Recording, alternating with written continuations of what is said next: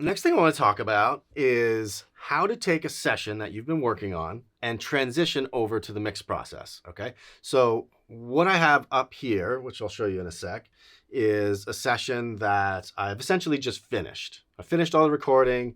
I've finished most of the editing and tuning, timing. Any of that stuff is basically done. Let's just say it's done.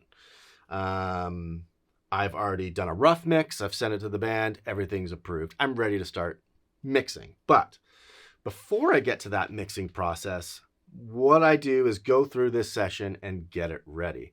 So what you're going to see in here is a session that, still has some edit points. It still has some things that maybe have been muted. Once some decisions have been made about what parts go where. There's still plugins kind of going on everywhere, some of which, might carry on to the mix and some of them might not. We'll talk about how to make decisions on what plugins to keep and what plugins not to. Especially if you're sending it to another mixer, one of the things you have to think about is if you're using plugins that maybe are unique or obscure, if you're leaving plugins that are part of the mix, you're assuming that the mixer has those plugins in their arsenal. Now, if you're just handing it over to yourself and getting ready for mix, less of a problem, right?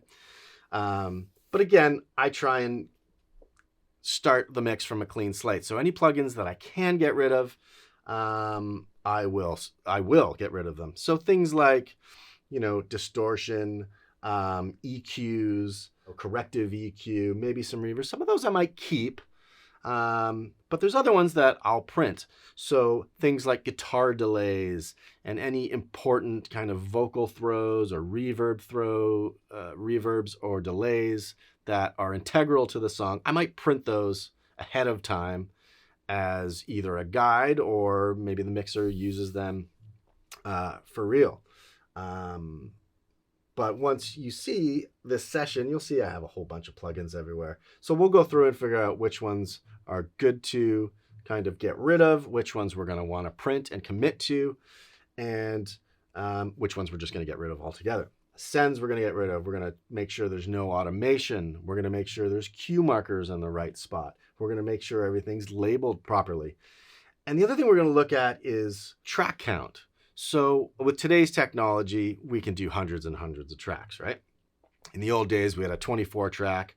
One of those tracks would be eaten up for time code. One of them could be eaten up for automation. That left you with 22, and you had to do your whole song in 22 tracks.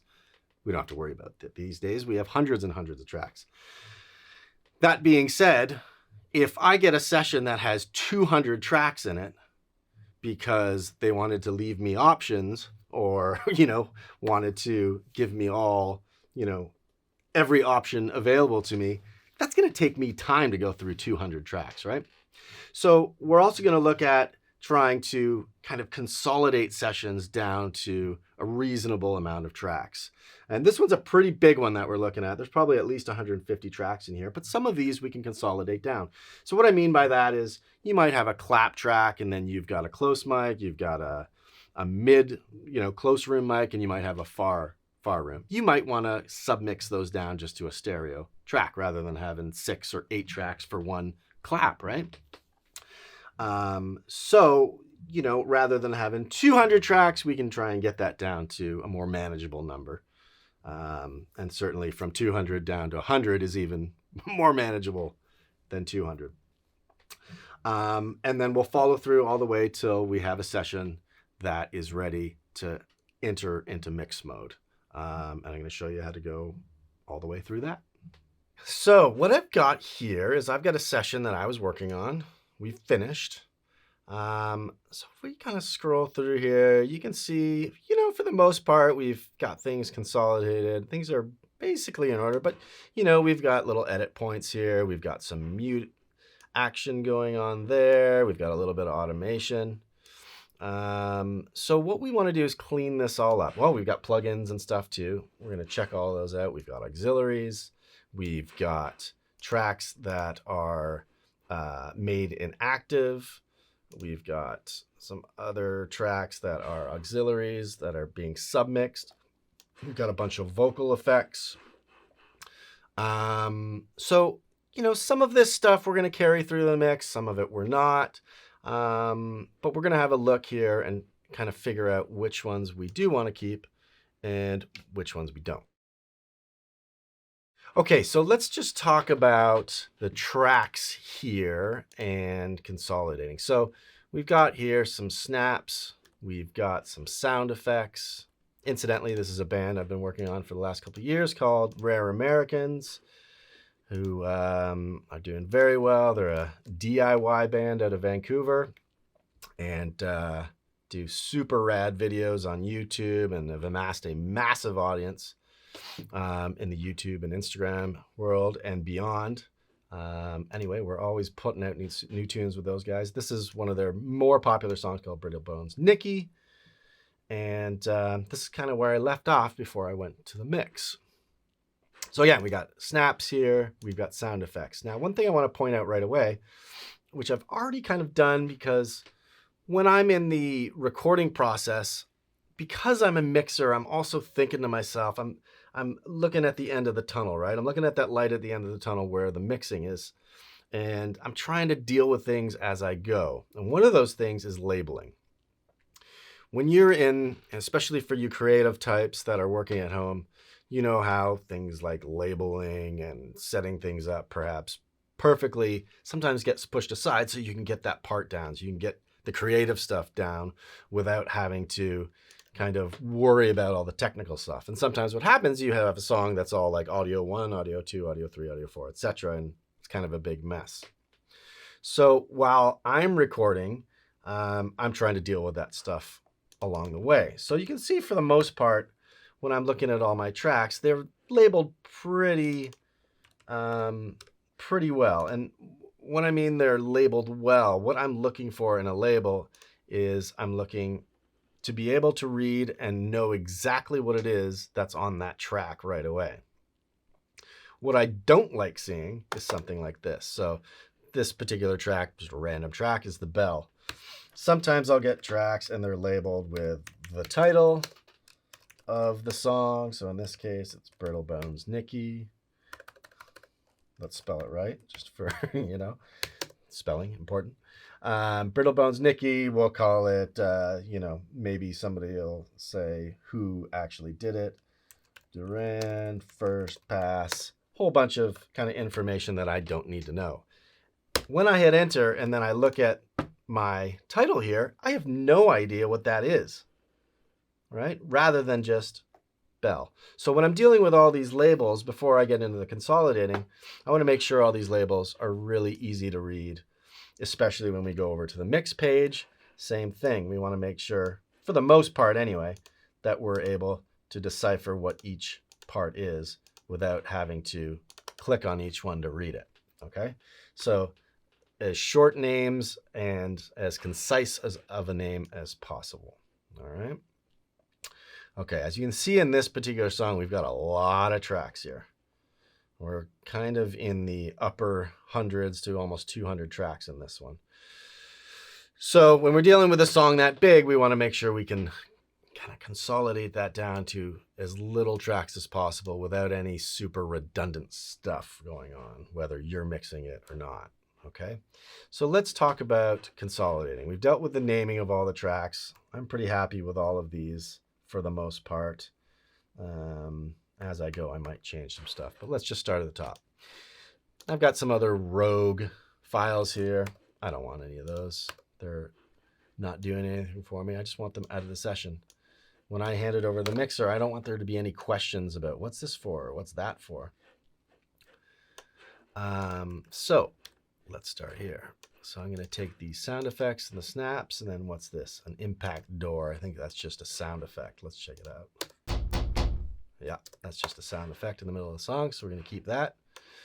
So I just kind of go by one by one here, and I'm going to consolidate those, make sure they're cross-faded, consolidate them, and then I'm going to relabel them with my little labeling, which is the bullet system, which a lot of us in Vancouver use. It's a great way to just know that your tracks are done. So same thing here. Let's just deal with all this percussion here. I've got a tambourine. Yeah. I've got an Egyptian tambourine, which sounds like a shaker, if you ask me. Woodblock, and so on and so forth. Cowbells and some other wacky stuff. So already we're looking at about 16 tracks of percussion. So you can see why we're getting up into the 200 realm. So I'm going to consolidate all these as well. There we go. And then I'm going to label them. Now, one thing I see right here is I got a little bit of junk in there. So the other thing besides, you know, labeling and consolidating, I want to make sure all these tracks have no noise, no kind of false starts, nothing. Basically, nothing should be in this song that you don't want in the mix. Let's just get rid of it so you don't have to deal with it later. So that looks a little better there. For the most part, I've dealt with all this stuff, but, you know, occasionally you run into some stuff you got to deal with. Okay, so I'm going to consolidate all those. So now you're starting to see how this is all shaping up, right? Okay, so now we've got all these top percussion, and these all look nice and clean. Oh, one more I missed there. Let's grab that and consolidate that. Great. Cool. Now here's the first thing we're going to look at. So I've got something here called Perk Rev, which is a reverb I've got on the percussion. And I've got a little compressor on that. Now, do I want to keep that? I mean, I might, but I kind of put it there as a placeholder. It wasn't necessarily for the mix. It was more just as I was going. So really, I'm probably just going to get rid of that. And then once I get into mix mode, I'll come up with if I actually need some reverb or some room tones, I'll dive in and get those myself. So I'm just going to get rid of them. I'm also going to look at these, make sure there's no automation, which there is a ton of. Now, if you're mixing yourself and you've done this automation and you know it's actually appropriate, you may want to keep it. If you've just kind of done it kind of quickly as placeholder stuff, you may want to get rid of it. If you do find it that it's integral to the part and might help your mixer, you might take it. So here's the sound effects. It's got some random stuff in here. The bottle and some sniffing and gunshots, all sorts of random stuff. And you can see there is some automation. If you do want to keep that, by all means do. And go over and commit to it. So I'm actually going to save all the volume automation in that. Now in Logic and Ableton and whatnot will be a little bit different, but same idea. If it's going to help your mixer get through faster, you might want to keep it. So that really comes down to you as a producer, whether you want to keep that or not. Let's say we're going to do it. So I'm going to commit that. And that's going to show, once we see the audio files, the waveform. Here we go. So this one that we've just committed to now has all these volume automation changes in it. So I don't need these anymore. So let's get rid of that and we'll keep that. But for the most part, like as a mixer, I mean, I want to do the automation myself. So, you know, stuff like that, like this stuff here, that's all kind of minor stuff that I know I put in there as kind of placeholder stuff as I was doing a rough mix. I want to get rid of it all. Okay, there we go. I'm going to go back over here and I'm going to label that properly. And there we go. Now let's look at these drums here. I still haven't dealt with these plugins and stuff, but we'll come back to those in a bit. So I've got a little drum compression auxiliary here. I'm going to get rid of that. Again, it was just a placeholder while I was doing a rough mix. I'm going to redo that later. So in the drums here, I've got a bunch of stuff going on here. I've got this room kick that I may have been using at one point, but is now inactive. Let's just get rid of it. If it's not supposed to be in there, let's just get rid of it. I do have some spots where I have some mutes in it. Now, this is where you as a producer will decide whether those are important for the mix or they're not. In my case, I'm going to leave those back in because I may want to use those once the mix comes in. So I'm just going to unmute those. That is a sample that I don't want in that section, so I will get rid of that. I'll leave those muted. We've got samples in here. Oh, here's a good one. So we've got in this song, we've got some tom tracks, but not one tom in sight. Now, some mixers like having tom mics in in their mix because it makes the drum sound kind of more real. Some don't. Your call whether you want to keep those or get rid of them. I'm going to get rid of them because I don't have any toms in this track, so I'm just going to leave it there. Ride cymbal. Don't really have any ride cymbal, but the ride cymbal kind of acts as a roomish mic or ambient mic, so I'm going to keep that. And you can see I've got some samples in here, both kick, snares. Yeah, kicks and snares. And then I have down here a secondary drum set. So we've got a big drum set, and then we've got a small one. Just for reference here, I'll play a little bit what that sounds like. Even that one sounds pretty small and electronic.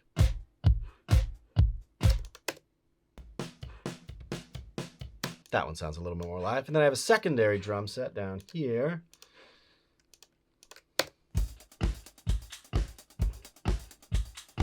That was recorded in a small room, super tight. So you can see why we're getting up to 200 tracks here. Okay. So now I'm going to take all those, start with my big drum set. I'm going to leave that distorted snare in there in case I want it later. Okay, I'm going to highlight it all. Make sure that we've got them all cross-faded. I'm going to consolidate again. And I'm going to label all these. Again, I'm going to use my little bullets here. I have these all on a quick key, so I can do this relatively fast, or you can do a batch rename as well. Okay, so we've got our drums. They all look good. Now we're going to go down here. We've got some bass stuff. We can see the sub bass has got a bunch of edits. Let's clean that up. Label that. We've got some bass stuff going on here. This is all stuff and cuts that I want to keep. So I'm going to commit to all that. So again, just trying to make this session as streamlined and as easy to understand as possible. So you can see the top of this session now is starting to look really, it just looks organized, right? The other thing you're going to start to notice is there's some color coding going on here. For me, for instance, my bass is always red. And I'll tell you, not everyone's bass is red. In fact, most basses are blue because it starts with B. Most guitars are green because they're G. Me, I go bass red, and then I go guitars blue. So as you can see, as I get into this realm, I have all blue tracks. Those are my guitars. My keyboards are always green myself. So if I go back 10 years to a session I mixed, exact same colors, I can move around. There's my vocals. They're all kind of pink and purple. So I can move a session really fast and know exactly what's going on everywhere. Again, I'm not finished the color coding, but I've already kind of started it, okay? So you can kind of start to see that taking shape. That's a sub bass, so I'm going to make that kind of red like my other basses. And so on and so forth. So eventually, I'm going to have a session that looks completely consolidated from top to bottom. I've got some dead tracks here inactive. I'm just going to get rid of them. They're not in the song. Let's get rid of them.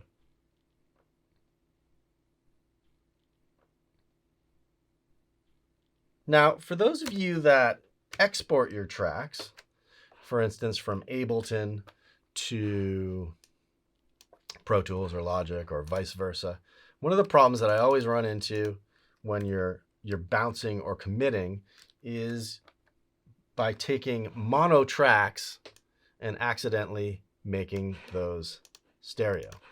So in other words, a kick track might come to me. So I might import a session and all the drums, for instance, have stereo tracks on them, kicks, snares, hats, and so on and so forth. And the kick mic is one mic. It's mono, right? But when you bounce it, it turns into a stereo track. So it's a very common thing when I get tracks from Logic and Ableton, and it's super annoying because a kick track is mono, and if it comes on a stereo track and you just leave it that way and you go to process that, you're actually doubling up your processing power for no apparent reason. So when you are doing any bouncing or exporting, make sure that you're exporting the correct format. If it's a mono track, make sure you bounce in mono. If it's stereo, make sure you bounce in stereo. Okay, almost done here.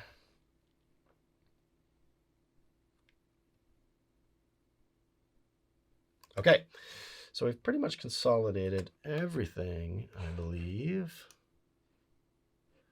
So now we're starting to see things look a little more organized, at least on the clip window here, right? That's what we want. So now let's talk about over here. We've got plugins. We've got sends. So let's talk about the sends first. So we've got some percussion reverb sends. Now, we already got rid of that reverb because we're going to redo it in the mix anyway. So we're going to get rid of those.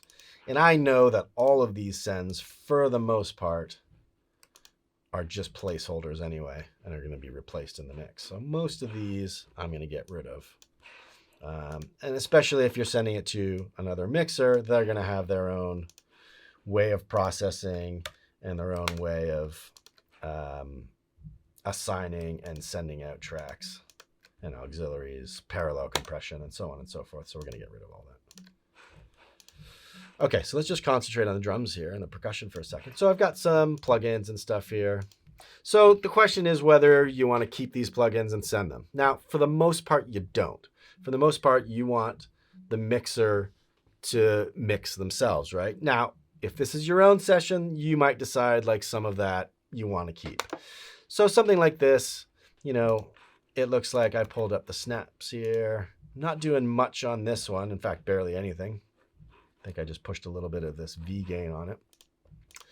But then I have a compressor on it. So this is compressing it pretty heavily. So then the question becomes, is that integral to the mix, or is that something you just threw on there? And in this case, it's just something I threw on there quick. So I'm going to take those plugins and get rid of them. Okay. Same with all these plugins. I'm just cutting some low end on that one, low end on that one. And we don't need any of this stuff here. This is just kind of placeholder stuff. This is a panning thing. So in my rough mix, I thought it was cool, but you know, in the actual mix, who knows? So I'm going to get rid of that too. Now, in particular, when it comes to drums, I mean, for the most part, all this stuff, I mean, we've got a little bit of EQ going on there. We've got some gates going on this. All the stuff I want gone because I'm going to treat that all differently once I really get the proper drum sound. So let's get rid of all that stuff too. I've got some gates and some kind of corrective EQ. Nothing too major.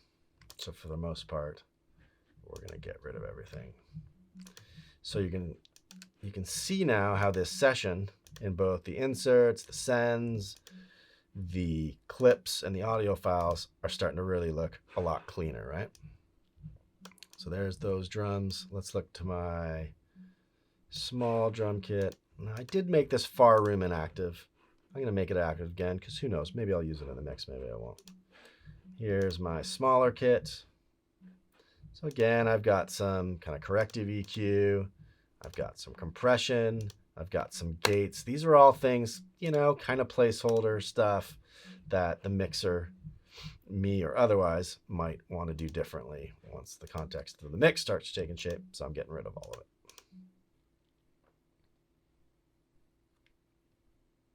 So now I'm just going to make sure, I'm just going to go with this percussion. I'm going to make this one color yellow so they all look the same.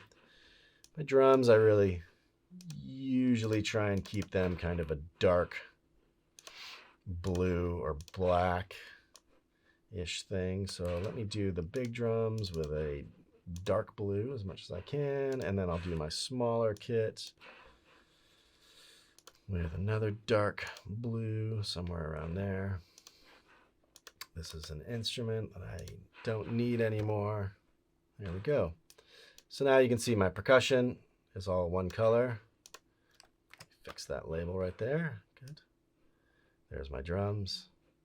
There's my secondary drums, and then all my bass is red.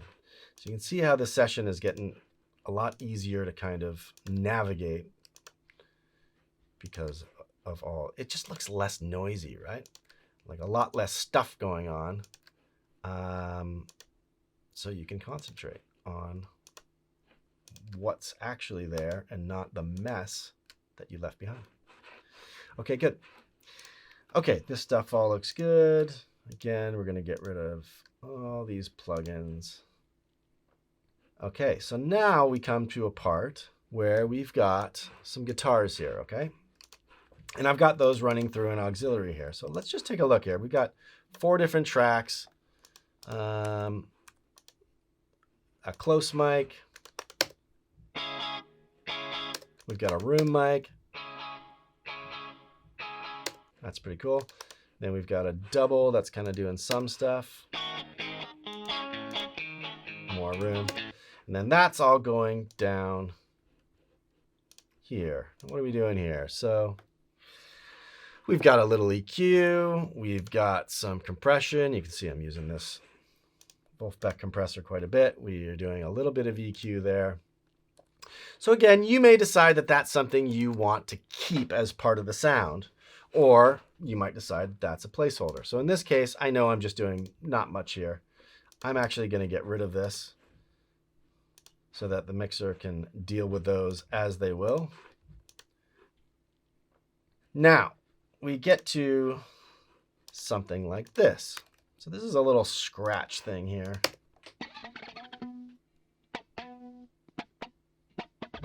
Okay, so it's moving all around. And that's something I do definitely want in the mix. So in this case, rather than leaving that to the mixer, I want to commit to that. Okay, I want that to be part of the mix. I want to make sure that's going to be part of the mix. So I'm actually going to take this particular one, and I'm going to commit this file with these plugins and keep that. So I'm going to go over to commit. I think it's the same thing in Ableton. In Logic, you might bounce it. But this is going to keep these plugins and apply it to the actual file so that it remains like that in your mix. I don't want the volume. I just want that to be at 0. And I'm going to go like this. So this is actually going to turn this into a stereo file because I've got it a mono panning back and forth. So it's going to keep this. So this is one of those occasions where I do want to keep the plugins, but I don't know if he or she has auto pan. I don't know if they have the compressor. So I'm going to commit that. I can get rid of the original, and then I'm going to keep this one. So there's going to be times when you want to commit and times when you don't. This is one of those cases where I do want to keep it. Now, one thing I will mention here, like I'm just doing some corrective EQ on this guitar, right? Like getting rid of a little bottom end. Let's see what it sounds like.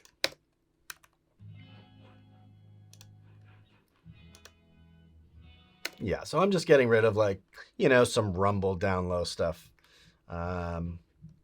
So that's the kind of thing you may want to commit to, right? So if you have a vocal, for example, that has tons of rumble in it, that's something you might want to deal with before you get to the mix. Sure, you can leave it for the mixer, but that's like a corrective kind of thing that you do perhaps want to deal with. So you make a decision whether that's something you want to commit to or you want to leave for someone else, yourself or the mixer to deal with. In this case, I'll just leave it like that. Now, let's look at this right here. So in this case, I've got 4 bells, and they're making, all coming down to this auxiliary, submixed to make it sound like this.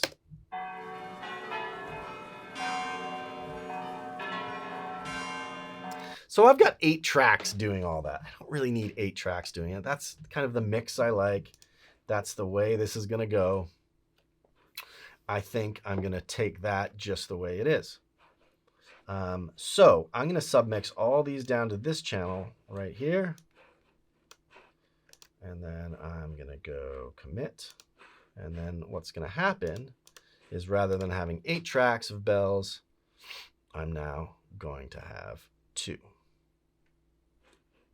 All right, so that now has all these submixed. Now I can get rid of all these tracks. So there's 6 tracks I just freed up. So when I'm talking about trying to consolidate or submix and get the session down to a smaller track count, that's one of the ways you can do it, by committing to some of your decisions. Same thing here. I've got another synth on the end here. It's kind of 3 things doing the same thing. Sounds like something like this. So individually, I've got this airy thing, then a Glock kind of thing, and then a Glock synth high, and then all together. So really that's a sound that, it's really just one sound being made by all three. So again, I'm just gonna take that chunk. I'm gonna even keep this compression and this little micro shift thing, and I am gonna commit to those. So instead of having 6 tracks, I'm now down to 2. So again, I'm losing tracks that I don't need. I'm consolidating. The mixer doesn't need to remix these 3. You've already kind of made your blend. So let's stick with it. Now there's certain things you don't want to do that. You know, generally vocals, I tend not to submix unless they're like gang vocals or something like that. Certainly not lead vocals. And then I'll consolidate and go like that. Okay, so the next thing I want to talk about is the vocals, arguably the most important part of your mix. And you can see in my rough mix here, I've got a lot of stuff going on here. I've got some slap delays, some reverbs, reverb throws, delay throws, chorus delays, background reverb. Probably more processing than I would normally do in a rough mix, but anyway, bunch of stuff going on. And we've got a bunch of sends here as well. And then, you know, a decent amount of EQing and compression and de-essing going on. Now, most of this stuff is placeholder stuff. In other words, it's stuff I'm going to be doing in the mix and probably have to revisit anyway to make it fit in the mix as it comes together. So I can safely say that the majority of this stuff I'm going to be turning off, okay? Now, one thing I will talk about is sometimes you do things called reverb throws. So what a reverb throw is, a momentary blast of reverb or delay or whatever that is not a constant, it's an actual event during the song. So a reverb throw might sound something like this. Get me down, down, down. Okay, so we got a big blast. Now, if that's really part of your song and you love the way that sounds and that has to be part of your mix, then you're going to want to keep that. If it's not, if it's just placeholder stuff and stuff you were trying around but you're not really married to, then get rid of it. But if it is, that's something you will want to keep. And it's not something you want to bake into the lead vocal. The lead vocals, you're always going to want to be dry. But we're going to find where that reverb throw is, which is right here. And then I'll commit to that and keep that in the mix if you want it there, okay? But again, it's going to be separate from the lead vocal. The lead vocal, you always want to send dry. You don't want it affected. You don't want to, I mean, if you're doing a little bit of corrective EQ, that's cool. If you're doing some cleanup on mouth clicks, or perhaps there's clicks and pops, that's always a good thing to get rid of. But general kind of effects and reverbs and delays, you don't want that baked into the audio. You want those vocals dry. So what I've done here is I've printed that reverb. We're going to call this the Reverb Throw. And there it is. Label that. So now that can become part of your session. And now the mixer knows, okay, that's an integral part of the mix. And you do, and you don't have to deal with it anymore. It's already done. You don't even have to worry about the effects later. And then if you are sending it to another mixer, they can say, okay, really cool, love the part. Maybe I can make that a little better, but at least they have the template of what you're going through there, okay? Going for. Now, some other things I've got going on here. I've got a vocal slap, total placeholder, little vocal reverb, ambience, placeholder. Delay throw, I'm not really doing anything with. Did put a little bit of chorus on the, delay on the chorus, but again, it's all placeholder stuff. So I'm going to get rid of all these tracks as well. I don't need them. Again, if you've got mouth clicks, if you've got some bad breaths, some bad S's, you may want to deal with that and save your mixer a little bit of pain so they don't have to deal with it. I always love when I get a session and all that's already dealt with. I think, okay, these guys have really done their homework. They've set me up, so all I have to do is mix. Everything sounds great. The vocals sound clean. They've been cleaned up. There's no noise. There's no clicks. There's no pops. There's no false starts, and so on and so forth. Okay, so let's get rid of all this stuff as well. And then we're going to look down here on these vocals. We've already consolidated. I know most of this stuff is pretty much placeholder stuff again. So I'm going to get rid of all this here and that. So now we're left with at least everything's clean on here. No plugins, no sends. You can see I have, we've got some delay throws and reverb effects for the background vocals. Don't need them. Couple plugins still snuck through. Get rid of those. Okay, good. So now we take a look. We can see this session is starting to look a lot cleaner than the way we came in with it. Okay. Everything's consolidated. That one slipped through the cracks. Let's get that. Always double checking. There we go. All looks good. That's just my talk back. Let's hide that. Okay, so the last thing I want to check is automation. So I'm going to go over and make sure that none of this stuff is carried through, because I know it's all placeholder, just temporary kind of stuff. And there's nothing worse than being in the middle of a mix and can't figure out why your fader keeps going back to the same spot. And usually that's because automation wasn't deleted by the previous engineer. So let's go like this. All of that gone. There's going to be probably some down here on the vocals that I did on the rough mix. I'm going to get rid of all that. So really you end up starting out with a clean slate. And that is what we want. Yeah, so you can see a bunch of stuff there. Let's just get rid of all that automation. There it is, gone. Vocal, okay. Anyway, go back. As a fail-safe, you can also go in Pro Tools anyway and go and just turn off all the automation. And then even if there is some that snuck through,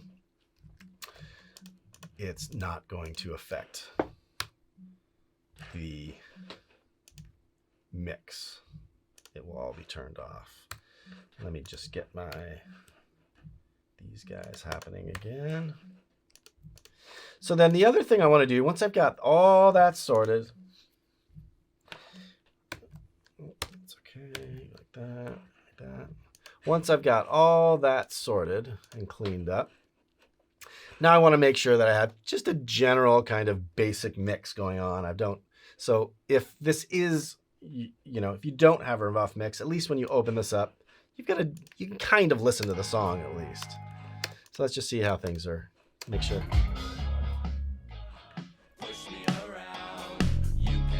Let's find my lead vocal. There it is. Okay, main. Let's go in there. Good.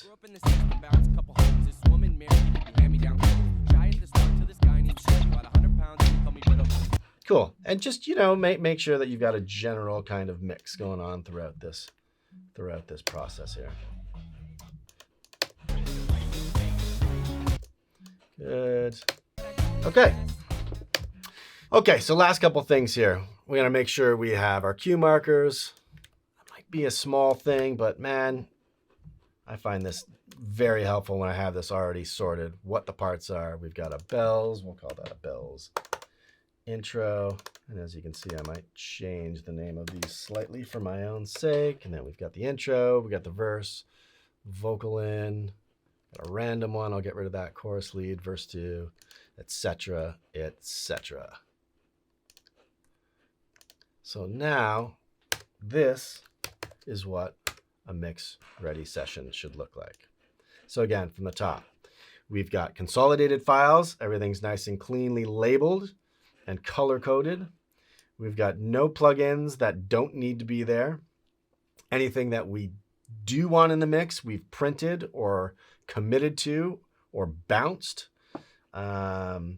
We've got all the titles on this side, nice and easy to understand. So when we go over to the mix window as well, we can see things very clearly. Close room, far room, mono room, and so on and so forth. So I'm going to just go through again and make sure that I've got everything the way that I like it. Now, just because I label my bass red doesn't mean you have to, but you do want to come up with a system, right? So that you can open up your session and make sense of it all. When I'm working on a console as well, all these colors apply to the console. So when I have a big SSL laid out with all these tracks on it. If I put vocals on the console, they're also going to be pink. When I have guitars on the console, they're also going to be blue.